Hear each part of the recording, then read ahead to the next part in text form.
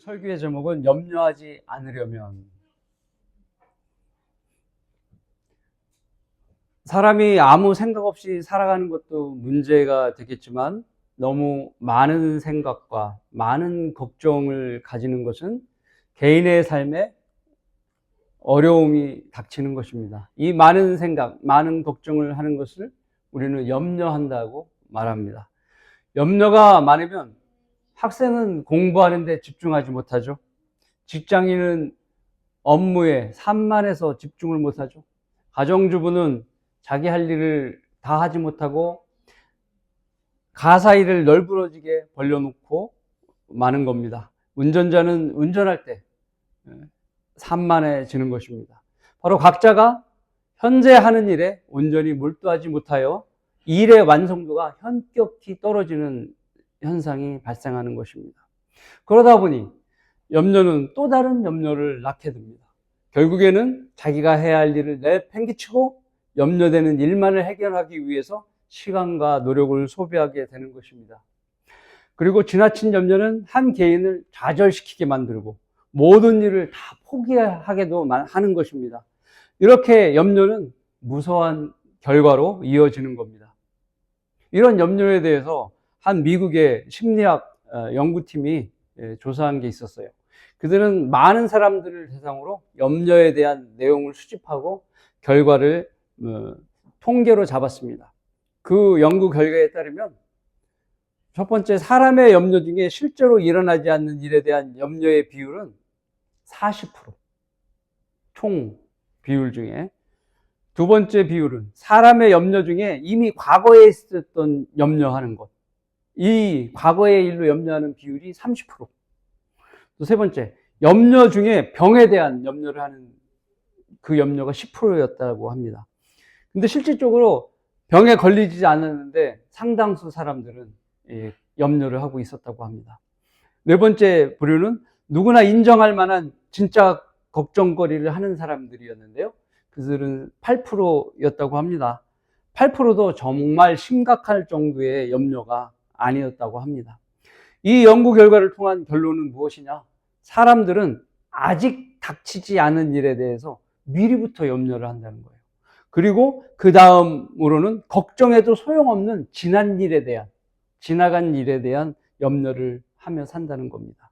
즉 염려는 결과적으로 사람을 쓸데없는데 신경을 뺏게 만드는 일종의 병이라는 것입니다. 세상은 염려에 취약한 인간의 약점을 이용해서 매일같이 TV에 각종 광고를 쏟아내고 있습니다. 사람들에게 수많은 염려거리를 선물로 주는 거예요. 각종 질병에 대한 자료들을 보여주면서 우리 회사에 이 약을 먹어야 됩니다. 이 주사를 미리 맞아야 됩니다. 하고 제약 광고가 나오는 거예요. 각종 화재 현장, 참사 현장, 교통사고의 처참한 모습을 보여주면서 한 번에 각종 손해를 보장해 드린다니까요 하고서 보험 광고가 있는 것이고요. 또 한마디로 미디어의 지나친 공포팔이식 현장 뉴스들은 수많은 사람들에게 염려를 심어주는 역할을 하는 거예요. 그렇게 해서 반사이익을 누리는 광고주들에게 수익을 도와주는 것이죠. 이것이 공공연하게 합법적으로 이루어지는 미디어의 공포 파는 형식입니다. 국민을 상대로 염려를 만들어내는 일종의 폭력인 겁니다. 이런 TV와 스마트폰을 사랑하는 것은 자신에게 염려를 증가시키는 일이 되는 겁니다. 세상에 눈독 들이는 것보다 하나님의 말씀에 눈독을 들이는 게 더 좋은 것이죠. 그것이 염려를 줄이는 방법입니다. 오늘의 본문에서도 주님께서는 염려하지 말 것을 말씀하십니다. 여러분 현재 어떤 염려를 하고 계십니까? 각자 다양한 염려를 가지고 계실 것입니다. 자신의 미래에 대한 염려들이 대부분일 거예요. 내가 언제까지 살 것이며서부터 시작해 나의 가족의 문제들, 물질적인 문제 등등의 문제들은 이 땅에 살면서 지속적으로 여러분을 염려하게 만들 것입니다.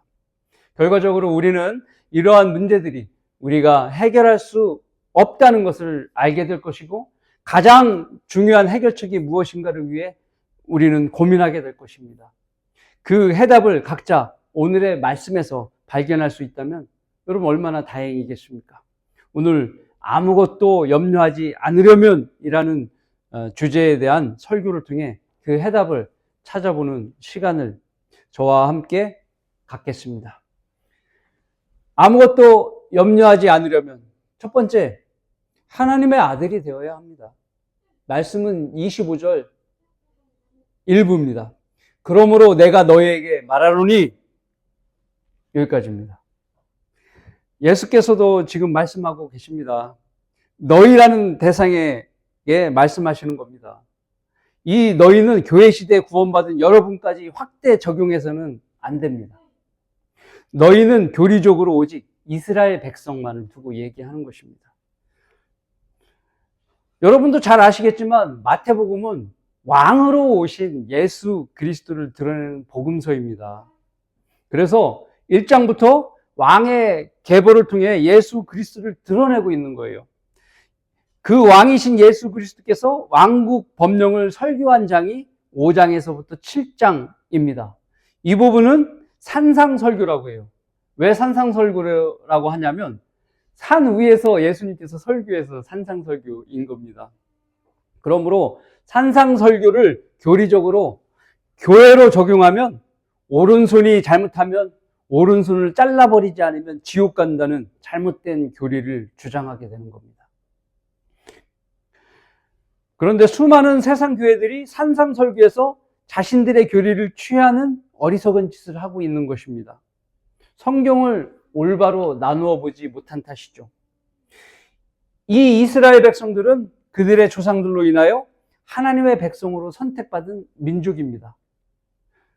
말씀은 그들은 이스라엘인들이라 그들에게는 양자됨과 영광과 언약들과 율법을 주심과 하나님의 섬김과 약속들이 있고 라고 로마서 9장 4절에 말씀하십니다. 그러므로 그들은 오늘 말씀 25절 26절에 말씀한 것처럼 민족적 부양이 약속되어 있는 거예요. 먹을 거, 마실 거 걱정하지 말라는 것은 민족적 부양을 하나님께서 약속하신 거예요. 너희 목숨을 위해 무엇을 먹을까? 무엇을 마실까? 또 몸을 위해 무엇을 입을까? 염려하지 말라. 목숨이 음식보다 중요하지 아니하며 몸이 의복보다 중요하지 아니하냐? 공중의 새들을 보라. 새들은 씨앗을 뿌리지도 않고 거두지도 않으며 곡간에 모아들이지 않아도 하늘에 계신 너희 아버지께서 먹이시나니 너희들이 새들보다 더 귀하지 아니하냐? 우리 교회 요 앞에 그 자그만 나무 가지 위에 참새가 막 주렁주렁 달려 있었던 거예요. 낮에. 이 겨울에 그 새들은 곡간이 없어요. 모아두질 않아요. 그런데 살아가셔도 신통하죠. 이 추운 겨울에. 먹을 것도 없는데. 하나님께서 먹이시는 것이죠. 이렇게 하나님께서 귀하게 여기시는 이스라엘 백성에 대한 하나님의 부양의 약속은 과거에도 실현되었습니다. 언제요? 이집트에서 빠져나왔을 때. 40년간 광야에서 아침마다 하늘에서 200만 명이 먹을 수 있는 만나가 떨어진 거예요. 일주일간 6일 동안 마지막 6일은 안식일 것까지 함께 떨어진 거예요. 그걸 1년도 아니고 2년도 아니고 40년 동안 하나님께서 먹이신 거예요. 이런 약속 기적들이 앞으로 요한계시록을 보면 앞으로 우리가 휴거된 후 대환란에 이스라엘 백성들이 셀라페트라로 피신을 하게 돼요. 요르단의 바위 그 골짜기로 피신하게 되면 먹을 거 없잖아요. 바위 골짜기에. 하나님께서 또다시 광야의 백성에게 만나를 내리듯이 그렇게 내려주시는 거예요. 이 약속이 이스라엘 백성에게 정해져 있는 겁니다. 내가 광야에서 40년 동안 너희를 인도하였으나 너희 옷이 너희에게 낡아지지도 않았고 네 신도 네 발에 낡아지지 아니하였으며 신명기 29장 5절의 말씀입니다. 이것이 40년 동안 어떻게 옷과 신발이 없잖아요. 그래서 40년 동안 그 옷, 그 신발로 살았다는 거예요. 우리 그 젊은 청소년들은 신발 1년만 신어도 뒷굽이 거의 달고 그러잖아요. 그리고 옷도 막 보풀하기도 일어나고 그러는데 40년 동안 옷 한 벌 가지고 신발 하나 가지고 살았다는 거예요. 하나님의 역사하신 능력으로 그렇게 입히신 겁니다. 이것이 하나님의 백성이기 때문에 먹는 것과 입는 것에 염려하지 말라는 말씀인 겁니다. 이스라엘 백성이 배교하지만 않는다면 주님께서 이렇게 먹여주시는 것입니다. 이것이 교리적으로 이스라엘에게 해당하는 말씀입니다. 그런데 이 시대에 우리에게 영적으로 적용해 보면 하나님의 아들로 거듭나지 않으면 죄인들은 하나님께서 먹이거나 돌보시지 않는 거예요. 그러나 우리가 하나님 아들 되면 하나님께서 섭리적인 손길로 먹이시고 거두시는 것입니다. 이 말씀이 영적으로 적용이 되는 거예요. 그러니까 구원 받아야 되는 것이죠, 죄인은. 그래서 하나님께서는 구원 안 받으면 하나님의 진노 아래에 있다고 말씀하는 거예요.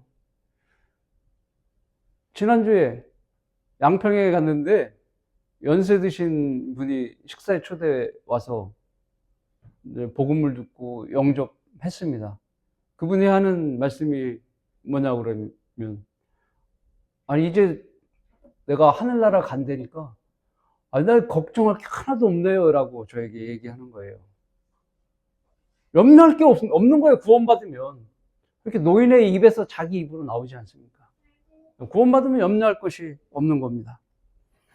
그래서 하나님 아들 되면 되는 거예요. 요한복음 1장 12절의 말씀처럼, 요한복음 3장 36절 말씀처럼 아들을 믿는 자는 영생을 가졌고 그 아들을 믿지 않는 자는 생명을 보지 못하고 오히려 하나님의 진노가 그 사람 위에 머물러 있느니라. 언제까지요? 목숨이 살아있는 동안 계속 진노 아래 있는 거예요. 그 사람이 나는 하나님께서 먹여주는 거야 이렇게 말하면 잘못된 거죠. 물론 하나님께서는 그가 살아있는 동안 구원받을 수 있도록 자비의 손길은 베풀어 주시는 거예요. 구원받을 수 있도록 기회를 주시는 것이죠. 이 시대에 주님을 영접해서 거듭난 사람들은 영원한 생명수를 값없이 마실 수도 있지만 우리는 마시지 않아도 영원히 살 특권을 부여받았습니다. 그리고 주님과 영원히 살 집도 부여받았습니다. 여러분 각자 금으로 된 325평의 저택을 하나님의 말씀대로 보장받은 겁니다. 감사해야죠.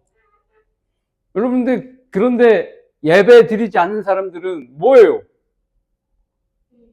그 공짜로 그냥 얻으려는 것과 동일하죠. 물론 예배 안 드려도 325평의 저택은 수여받아요. 그러나 말씀의 믿음을 통해서 내 양심이 예배를 드리지 않으면 허락지 않는 거예요. 내 양심이. 그것이 구원받고 진리를 깨닫는 사람들이 갖게 되는 믿음인 겁니다. 그러나 자신이 예수 그리스도를 거부한다면 구원받은 성도가 누리는 혜택을 전혀 받을 수 없게 되는 겁니다. 오히려 그들은 발가벗겨진 상태로 지옥불에서 영원토록 고통받아야 되는 것입니다. 그들이 벌레의 몸이 되어서 이런 고통을 당하는 것입니다. 이러한 불행한 미래가 있는 사람에게 아무것도 걱정하지 말라고 말할 수 있겠습니까? 없는 거예요. 죄인들에게 외치면서 주님께로 나와서 구원을 받으라고 해야 하는 겁니다. 그것이 가장 중요한 일입니다. 제주권 교회들은 세상을 향해서 구원받으라고 얘기하지 않아요. 하나님은 당신을 사랑하십니다. 이 표어를 얘기하는 거예요.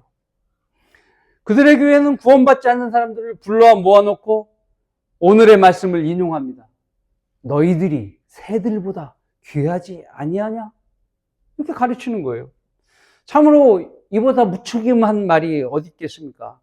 주님께서 오래 참으심의 자비를 베푸시는 사실, 구원받지 못하면 지옥에 간다는 사실, 이거를 얘기해야 돼요. 참새는 지옥에 안 가요. 죽으면 그것으로 끝이 나는 거예요. 인간은 혼이 있기 때문에 지옥에 가게 되는 것입니다. 사람은 영원한 지옥불에서 고통받는 이 진리를 구원받지 않은 사람에게 깨닫게 해야 되는 것입니다. 그래서 이런 거짓을 전파하는 가짜 목사들의 말은 지옥 가는 죄인들에게 아무 염려하지 말라고 속이는 겁니다. 오히려 그들에게 염려를 하게끔 만들어줘야 되는 것이죠.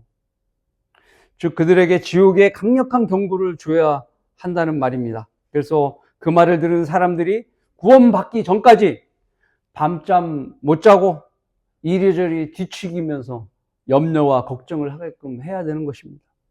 이들과 달리 이 시대에 구원받은 사람은 이 생의 돌보심까지 받는 겁니다. 우리는 생의 돌보심을 하나님께 받는 거예요. 이유는 구원받은 후 하나님께서 아버지가 되어주셨기 때문이에요. 왜 그렇죠?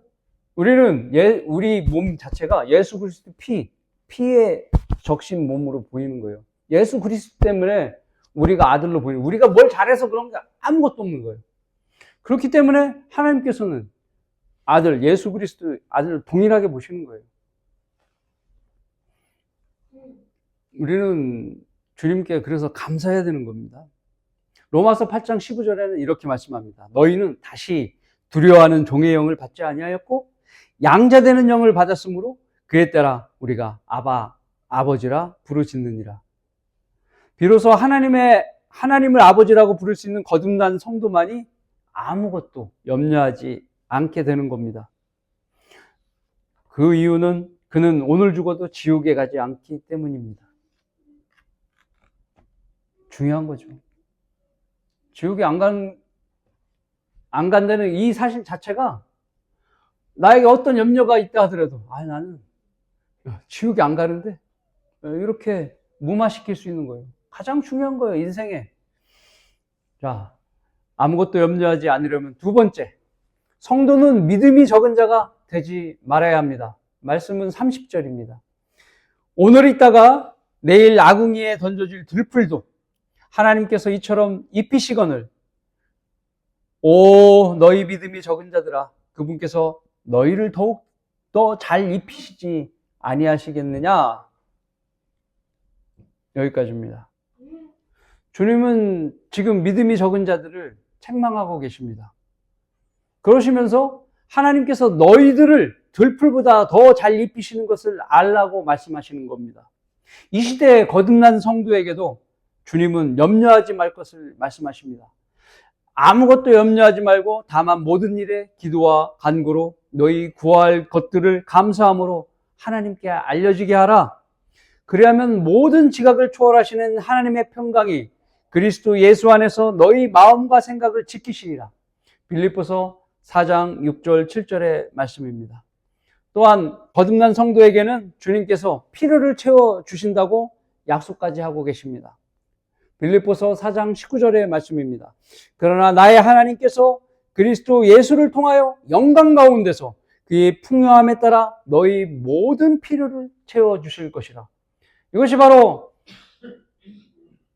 교리적으로는 이스라엘 백성에게 하나님께서 먹이신다는 약속이고 영적으로 우리 교회, 우리 성도들에게 주시는 하나님의 약속입니다.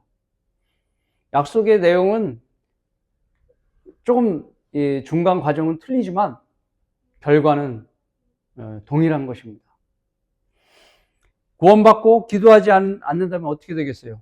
무엇을 받을 거라고 기대하지 말라고 하나님께서 말씀합니다. 아버지 하나님을 부르면서 기도의 대화를 시작해야 하는 거예요. 어제 영적 기도에서 하나님의 아들이 되었다면 내가 진짜 하나님의 아들이 된 거야? 의심하면 안 되는 거예요. 하나님을 말씀을 믿어야 되는 겁니다. 마치 어느 아빠가 춘천에 모 산부인과에서 네 엄마가 배 아파서 난 거야. 내가 네 아빠야. 실컷 얘기했는데 아들이 저는 저에게 말씀하신 분의 말을 믿지 않겠습니다. 믿어지지 않아요? 대답했다면 그 아빠가 좋아하시겠습니까? 듣는 아빠는 불쾌한 거죠. 이처럼 하나님도 마찬가지인 겁니다. 구원받았는데 내가 하나님 아들이 됐다. 하나님께서 말씀했는데 그거를 믿어야죠. 저 같은 경우에는 하나님 아버지라고 기도하지 하는 것보다 그냥 아버지 이렇게 기도할 때가 더 많아요. 네.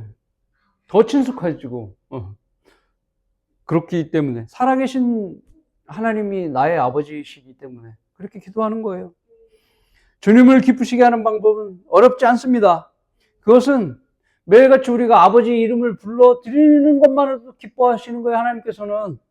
기도하지 않는 사람들은 그리고 잘못한 거죠. 하나님 말씀을 믿고 시작해야 되는데 믿음이 시작되지 않은 겁니다. 또한 하나님께서 주신 말씀, 성경 말씀대로 믿는 것이 중요해요. 하나도 변개되지 않은 바른 말씀, 그 성경을 쓰는 것만으로도 하나님께서 기뻐하시는 거예요. 그래서 우리 교회가 기도 응답이 잘 되고 하나님께서 실시간으로 우리를 도와주시는 이유는 바로 하나님의 말씀이 있기 때문이에요. 여러분이 이 설교 강단에서 제가 여러분에게 자신 있게 말씀드리는 이유는 바로 그 이유 때문이에요. 우리에게 하나님의 바른 말씀이 있고 하나님께서 세워주신 교회이기 때문에 여러분에게 자신 있게 말씀을 드리는 겁니다. 보십시오. 성경에 침례로 되어 있습니다. 가짜 성경은 다 세례로 되어 있어요. 이것부터 중요한 거예요. 구원받고 아들이 됐다면 아버지께 간증을 보여드리는 것인데 아버지를 기쁘시게 하는 것을 하지 않는다면 하나님께서 얼마나 기분이 나쁘시겠습니까? 더군다나 침례를 안 받고 머리에다가 물 적셔갖고 이렇게 하면 하나님께서 내 자식 아니라고 그러실 정도로 화내시는 겁니다. 구원받고 침례를 받았으면 또 예배를 드려야 되는 것이죠. 예. 네가 참으로 바쁘고 힘들어서 그렇구나. 하나님께서 그를 그렇게 생각해 주는 거 아니에요. 은혜를 알고 깨달도록 그를 고난해 두시기도 하고 그러시는 겁니다. 하나님을 찾게 하시는 거예요. 그게 아버지 도리지 않습니까? 아들이 잘못된 길로 가고 있고 아버지를 찾지 않는데 그냥 잘 먹고 잘 살게 베풀어 주시는 것이 아니에요. 아들이 잘 되라고 고난도 주시고 그렇게 하는 거예요. 제대로 제자리에 와서 아버지를 기쁘게 할 때까지는 하나님께서 그렇게 시험도 주시고 시련도 주시는 겁니다. 그래서 탕자처럼 돌아오게 되는 거예요. 결국 주님을 찾게 되는 것이죠. 현명한 아들은 구원받고 즉시 순종하는 사람이 현명한 사람인 거예요. 하나님을 두려워하고 은혜를 깨닫는 거죠. 예배를 잘 참석하고. 그렇다고 아무 데서나 예배하면 안 된다고 말씀을 드렸죠. 한글 킹제임스 성경으로 하나님께서 세워주신 신학적인 전통을 지키는, 오늘 우리 주의 만찬을 가졌지 않습니까? 바르게 의식도 가질 수 있는 그런 교회에서 예배를 드려야 되는 것입니다. 바른 성경이 없고 성경적 교리를 실행하지 않는 교회는 하나님께서 예배를 받으시지 않는 겁니다. 그런 교회들은 혼의 연민이 없어서 복음을 전하지 않아요. 심지어는 자기 가족이 지옥에 가도 눈 하나 깜짝하지 않아요. 복음 안 전해요. 그냥 교회만 끌고 가려고 그러고 안 되면 구원받으라고 정해져 있지 않다고 이렇게 얘기를 하는 거예요. 때가 되면 구원받겠지 이렇게 얘기하는 거예요. 그것이 바로 세상 교회입니다. 제대로 된 교회만이 여러분에게 하나님을 기쁘시게 하는 방법을 알려주는 거예요. 하나님께서 어떻게 하면 기쁘신 줄 알게 설교로 또 성경 공부로 이렇게 하라고 알려주는 거예요. 그것이 바로 제대로 된 교회입니다. 하나님께로부터 수많은 기도 응답을 어떻게 하면 받을 수 있는지, 또 먹고 사는 일에 염려 없이 살도록 그 방법을 알려주는 거예요. 그것이 바로 제대로 된 교회가 하는 일인 겁니다. 그러므로 누구든지 바른 교회에서 바른 믿음과 바른 섬김을 하고 있다면 하나님께서 그의 생을 돌보시기 때문에 아무것도 염려할 게 없는 것입니다. 아무것도 염려하지 않으려면 세 번째, 성도는 하나님의 일을 해야 합니다. 33절. 그래도 우리가 세상에 사는 것만으로 만족할 수 있나요? 그렇지 않죠. 네, 우리는 하나님의 나라의 일에 대해서 또 염려하고 있지 않습니까? 그렇죠? 말씀은 33절 보시겠습니다. 오히려 너희는 먼저 하나님의 나라와 그분의 의를 구하라. 그래야만 이 모든 것을 너에게 더해 주시리라. 이스라엘 백성은 하나님의 나라와 그분의 의를 구해야 천국에 임할 수 있었던 겁니다. 마태복음은 아까 예수 그리스도께서 오셔서 이스라엘의 백성의 왕으로 오신 겁니다. 이 천년왕국의 백성이 예수 그리스도를 받아들이면, 왕으로 받아들이면 바로 그때 천년왕국이 시작되는 거예요. 그랬다면 교회 시대는 없는 것이죠. 근데 거부했습니다. 주 예수 그리스도를 그들의 왕국의 왕으로 받아들이고 산상설교에 나오는 왕국 법령을 수용했어야 되는 겁니다. 이 모든 조건들이 거부되면서 천년 왕국은 2000년이 유예돼 버린 겁니다. 우리만 횡재 본 거죠. 이 일로 인하여 천국은 신비 속에 감춰지고 천국의 백성도 전 세계 속으로 감춰지게 됩니다. 이것이 디아스포라예요. 천국의 백성이 세상에 찾아보니까 없는 거예요. 이스라엘 백성이 다 각국 나라들로 숨어버린 거예요. 교회 시대 기간 동안에 눈에 보이지 않는 영적인 하나님 나라만 이제 펼쳐지는 겁니다. 그리스도를 통해서 그 나라가 전파되게 되었습니다. 주님을 믿고 영접하는 사람들만 그래서 하나님 나라에 들어가는 거예요. 그래서 그 성도들이 주님을 위해서 섬기고 또 예배드리고 있는 것이죠. 이것이 바로 유기체적인 교회, 눈에 보이지 않는 영적인 교회를 말하는 겁니다. 이스라엘 민족에게서 이방 민족으로 구원의 길이 확대되었고 민족적 구원이 어떻게 해요? 개인적인 구원으로. 여러분 각자 영접해야 하나님 나라에 들어가는 개인적 구원으로 바뀌게 된 것입니다. 만일 초림 때 이스라엘 백성이 예수 그리스도를 받아들이고 자신의 왕으로 받아들였다면 교회 시대는 없을 것이고 바로 이 땅에 만물이 회복되어 완전한 의와 화평의 나라가 생겼을 것입니다. 예루살렘 성전을 중심으로 전 세계를 주님께서 통치하고 있었을 겁니다. 그랬더라면 이 교회의 성도들은 존재하지 않았을 거고 이랬다면 우리에게 엄청난 불행인 거죠. 영생의 몸도 가질 수 없는 것이고 새 예루살렘이라는 도성에서도 살 수 없을 뿐만 아니라 아마 구원 받는 것조차도 힘들었을 겁니다. 왜냐하면 지금은 그냥 은혜의 복음, 예수님을 마음으로 믿고 입으로 고백하면 구원을 받는데 그때는 은혜 복음이 안 되는 거죠. 우리 이방인들이 구원받으려면 왕국 복음을 믿고 구원받아야 되는 거죠. 끝까지 믿고 죽기까지 신실하게 믿음을 지켜야 되는 겁니다. 생명의 면류관을 받을 정도로 되어야 구원받는 거예요. 우리 중세시대 때 그 심한 고문과 박해 속에서 믿음을 끝까지 지킨 순교자, 그 순교자가 될 만큼 돼야 구원을 받는 거예요. 우리가 휴거되고 나면 남아있는 사람들은 대환란 때 순교자가 되지 않으면 구원받을 수가 없는 겁니다. 그러니까 우리는 얼마나 복받은 거예요. 그렇죠? 그래서 우리는 주님께서 우리를 위해 십자가 위에서 피 흘려 주시지 않았다면 여기 모인 한 사람도 하나님 나라를 보지 못했을 겁니다. 주님께 감사해야죠. 누가 이런 감사를 모르면 주의를 자기 마음대로 자기 멋대로 쓰겠습니까? 이 핑계 저 핑계 되는 겁니다. 오늘 가족에 누가 생일이기 때문에 저녁 먹으러 가야 돼요.